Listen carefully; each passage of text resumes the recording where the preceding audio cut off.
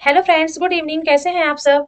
तो I hope आप लोग बहुत अच्छे अच्छे होंगे। तो आज मैं आपका स्टार्ट करने वाली हूँ आपका क्लास सेवेंथ का चैप्टर नंबर 8।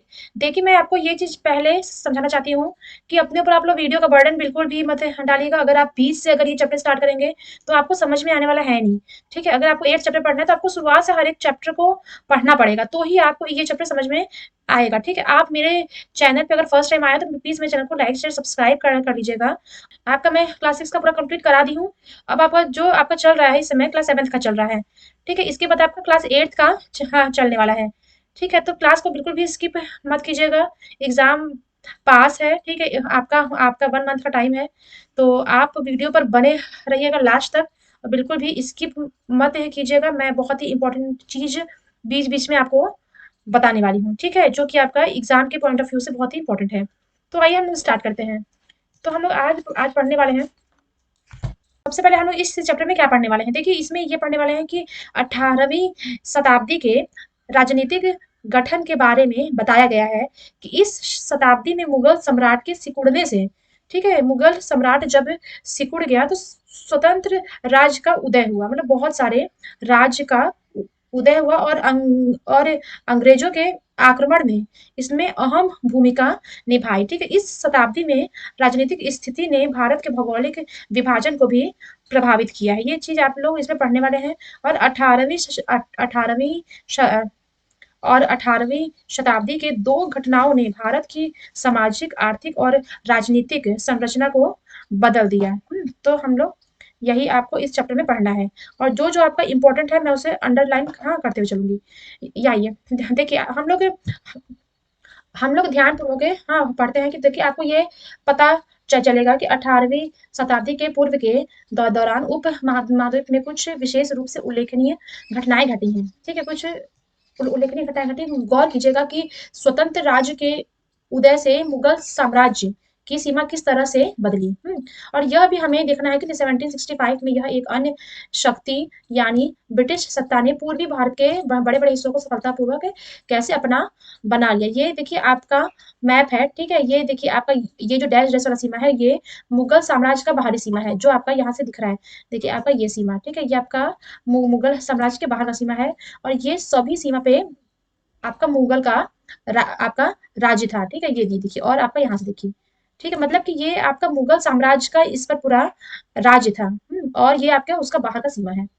ठीक है, यहाँ पे देख लीजिए। अब ये देखिए हम लोग यहाँ आते हैं कि 18वीं सदी की एक ऐसी अवधि थी जब भारत में राजनीतिक परिस्थितियां जो है वो अपेक्षाकृत एक छोटे से हाँ समय अंतराल में बड़ी तेजी से अचानक बदलना शुरू हो गया। ठीक है, भारत की जो स्थिति थी वो अब बदलना शुरू हो गया है। इस अध्याय में हम 18वीं शताब्दी के पूर्वार्ध, मतलब मोटे तौर पे 1707, देखिए यहाँ पे लिखा है ना 1707 में औरंगजेब की मृत्यु कैसे हुई, 1761 में तक, और पानीपत की तीसरी लड़ाई कैसे हुई, इसके बारे में हम लोग इसके बारे में पढ़ने वाले हैं। तो सबसे पहला आता है हमारा, तो देखिए हमारा सबसे पहले आता है मुगल साम्राज्य और परवर्ती मुगलों के लिए संकट के की स्थिति।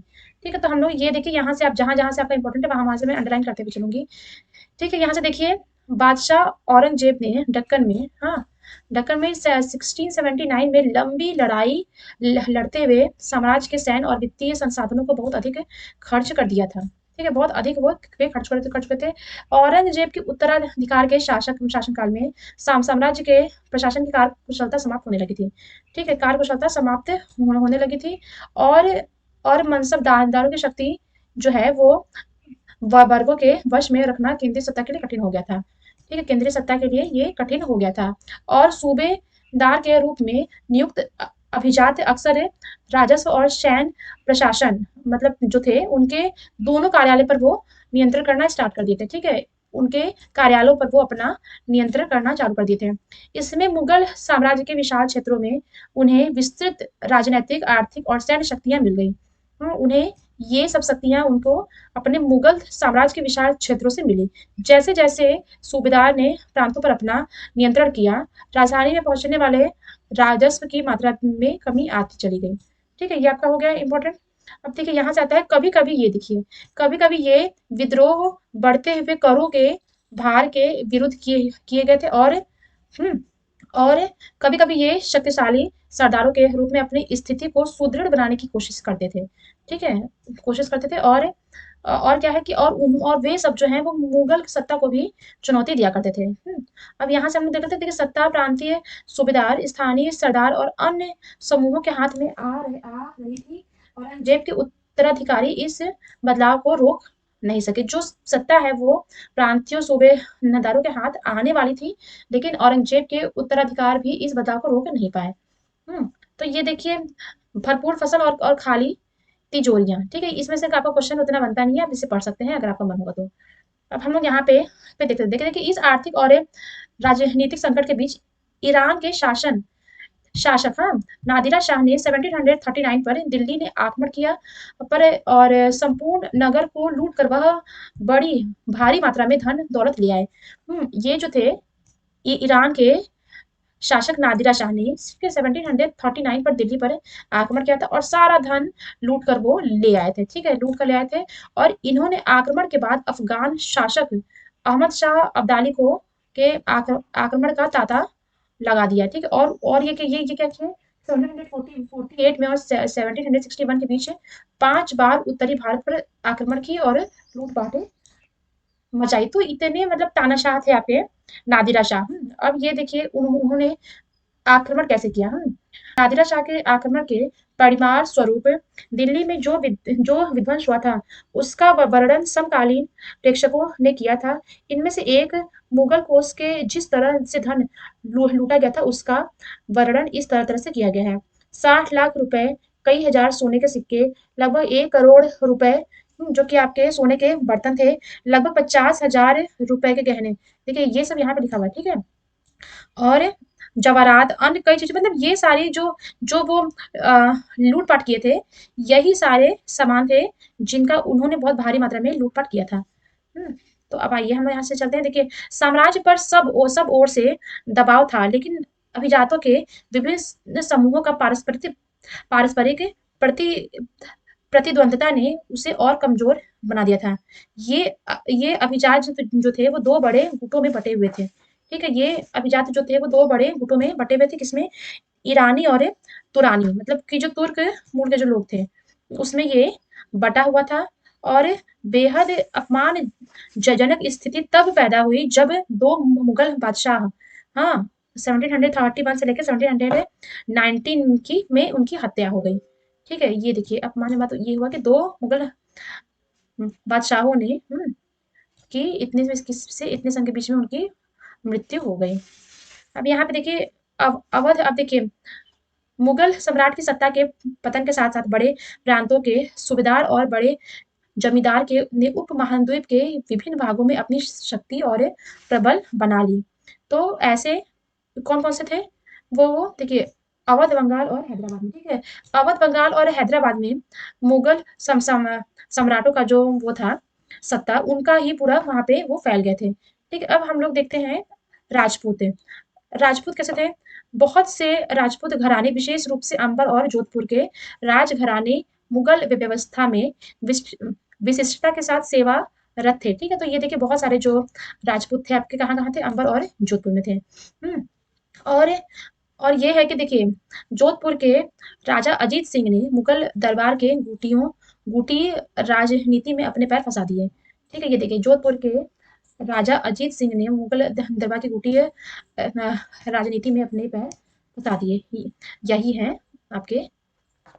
अब देखिए, इन प्रभावशाली राजपूत घरानों ने गुजरात और मालवा के लाभदायक सूबे की सूबेदारी का दावा किया। और इन लोग कहाँ का किए? देखिए, गुजरात और मालवा का। और जोधपुर के राजा अजीत सिंह को गुजरात की सूबेदारी और अंबर के सवाई राजा जय सिंह को मालवा की सूबेदारी मिल गई। ठीक है, किनको कहाँ कहाँ की सूबेदारी मिली? हाँ, ये देखिए आपके सामने। देखिए, बादशाह जहांदार शाह, ठीक है, उन्होंने 1730 में इन इन पदों का नवीनीकरण कर दिया। ठीक है, अब इसके बाद क्या हुआ कि उन्होंने अपने वतन के पास पड़ोस के इलाकों पे कुछ कुछ हिस्सों पे कब्जा किया और जोधपुर राज घराने के नागौर को जीत लिया। किसको? नागौर को, हाँ, जीत लिया। और उसके बाद क्या हुआ कि अंबर ने भी बूंदी के बड़े बड़े हिस्सों पर अपना कब्जा किया और अंबर ने भी अपने बूंदी पर बड़े बड़े हिस्सों पर कब्जा कर लिया। ठीक है, अब आपका ये चीजें देखिए। अब हम लोग यहाँ पे आते हैं। हम्म, देखिए आपका ये है जयपुर के राजा जयसिंह के का। ठीक है, वो क्या चीज बोले थे। ठीक है, राजा जयसिंह अपनी सत्ता की चरम सीमा पर थे और 12 वर्ष के लिए वे आगरा के सूबेदार बने थे और 5 या 6 वर्ष के लिए मालवा के। कहाँ कहाँ के थे यहाँ पे देखिए लिखा हुआ है। ठीक है, और उनके पास सेना, तोपखाना और भारी मात्रा में धन संपदा भी थी और इसके प्रभाव से दिल्ली को लेकर वो नर्मदा तक तट तक फैला हुआ था। यही है देखिए, मेहरानगढ़ का किला जोधपुर में। ठीक है, ये ये सब जो है ये सब देखिए इंपॉर्टेंट है आपका। यहाँ से भी कभी कभी क्वेश्चन आ जाता है। ये देखिए जंतर मंतर। ठीक है, आप इसे पढ़ लीजिएगा। देखिए अम्बेर के शासक सवाई जयसिंह ने दिल्ली, जयपुर, उज्जैन, मथुरा, वाराणसी में 5 खगोलीय वेधशाला का निर्माण किया। जंतर मंतर के नाम से विख्यात उन वेधशालाओं में खगोलीय पिंड के अध्ययन हेतु उपकरण है। ठीक है, ये आपका जो है आपका जंतर मंतर। अब देखिए शिखर एक धर्म का एक अपना रूप होता है। अब हम लोग हर एक चीज के बारे में पढ़ने वाले हैं। अब हम लोग देखिए सिख के बारे में पढ़ेंगे कि सिख में क्या है। देखिए गुरु गोविंद सिंह ने ठीक है 1699 में खालसा पंथ की स्थापना में पूर्व और उसके पश्चात राजपूत व मुगल शासकों के खिलाफ लड़ाइयाँ की थी। ठीक है, लेकिन 1708 में गुरु गोविंद सिंह की मृत्यु के बाद बंदा बहादुर ने के नेतृत्व में खालसा ने मुगल सत्ता के खिलाफ विद्रोह कर दिया था। कौन थे वो? गोविंद गुरु गोविंद नानक और गुरु गोविंद सिंह के नामों वाले सिक्के वहां पर मिलने लगे थे। ठीक है, नाम वाले सिक्के उस काल में मिलने लगे थे और सतलज और यमुना नदी के बीच के क्षेत्रों में उन्होंने अपना प्रशासन स्टार्ट किया था। कहाँ पे स्टार्ट किया था? सतलुज और यमुना नदी के बीच में उन्होंने अपने प्रशासन की स्थापना की थी। 1715 में बंदा बहादुर में को बंदी बना लिया गया और 1716 में उसे मार दिया गया। हो गया। और ये देखिए इसमें है कि सिख ने अपने अपने आप को पहले जत्थे में और बाद में मिसलों में संगठित किया। इन जितों और मिसलों की संयुक्त सेनाएं दल खालसा कहलाती है। इन दिनों खालसा बैसाखी और दिवाली के पर्व पर अमृतसर में ही मिलता है। ठीक है, अमृतसर में ही मिलता है और जिन्हें गुरु के का प्रस्ताव मतलब गुरुमत्ता भी कहते हैं। ठीक है, इन्हें गुरु का प्रस्ताव मतलब गुरुमत्ता भी कहते हैं। 20% कर के रूप में लेकर हाँ बदले और उनका संरक्षण किया। ठीक है, ये हो गया। अब देखिए हम लोग यहाँ से आते हैं। देखिए गुरु गोविंद सिंह ने खालसा को प्रेरित किया था। ठीक है, और अदम शाह अब्दाली के खिलाफ उन्होंने अपना विरोध प्रकट किया था। खालसा ने 1765 में सिखों का सार्वभौमिक शासन की घोषणा कर दी थी। ठीक है, और ये कि इसका अंतिम भाग जो है वो सिख इलाके सिंधु से यमुना तक फैला हुआ था। यमुना तक फैला हुआ था और महाराणा रणजीत सिंह ने विभिन्न सिखों समूहों में फिर से एकता कायम किया और 1799 में लाहौर को अपनी राजधानी बना ली। अब मराठा के बारे में हम लोग देख लेते हैं। यहाँ से आपका देखिए आता है क्वेश्चन कि देखिए शिवाजी 1627 से लेकर 1618 ने शक्तिशाली योद्धा परिवार की सहायता की और स्थायी राज्य की स्थापना की। शिव जी की जो मृत्यु है, ठीक है, वो उनके मृत्यु के पश्चात मराठा राज में प्रभावी शक्ति चित्पावन ब्राह्मणों के एक परिवार के हाथ से हुई। ठीक है, पेशवा पेशवा प्रधानमंत्री के रूप में अपनी सेवाएं वो दिए। किसमें दिए? पेशवा प्रधानमंत्री के रूप में उन्होंने अपनी सेवाएं दी और मराठा और जो है पुणे, ठीक है, पुणे जो है मराठा राज्य की राजधानी बन गई। ये आपका। अब यहाँ से देखिए थोड़ा सा हम देख लेते हैं। 1720 के दशक तक मालवा और गुजरात मुगल से छीन लिए गए थे। छीन लिया गया था और इस क्षेत्र पर चौथे और संदेशमुखी कर वसूलने का अधिकार भी उन्हें मिल गया था।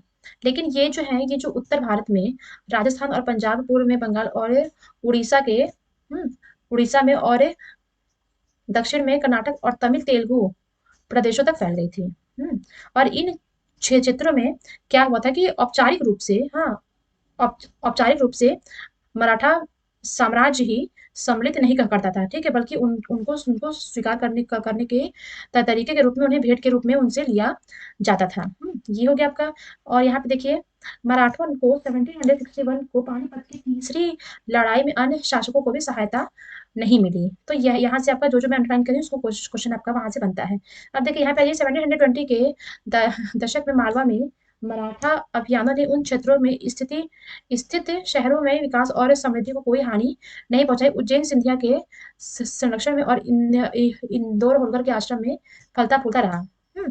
और चंदेरी के क्षेत्र में यहाँ पे से देखिए आ गया आपका चंदेरी के क्षेत्र में उत्पादित हाँ रेशमी जो थे कपड़े उनको उनको मराठों के राजधानी पुणे में नया बाजार मिला। मतलब वहां पे उनका कारोबार स्टार्ट हुआ वो अपना बिजनेस स्टार्ट कर दिए।